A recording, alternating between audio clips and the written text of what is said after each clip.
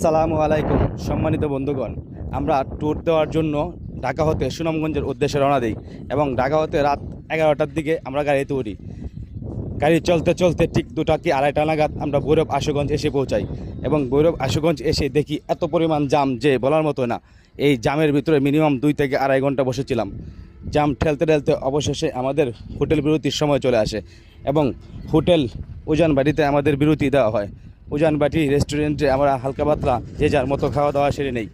সেরে নেওয়ার পর পুনরায় আবার গাড়ি ছাড়ে।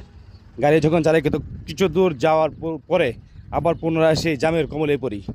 এই জামে কতক্ষণ যে লাগবে যেতে সুনামগঞ্জ তা বলা যাচ্ছে না।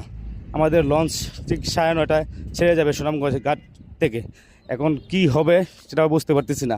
কতক্ষণে গিয়ে যে আমরা পৌঁছাতে পারবো তাও জানি না এবং ভোরের আলো ফুটে যায়। এখানে কতক্ষণ বসে থাকতে পারবো তাও বলতে পারতেছি না কোনো কিছুই। আমরা যে যার মতো করে শুয়ে আছে, যে যার মতো করে ঘুমিয়ে আছে। দেখা যাক আমাদের কপালে কি আছে।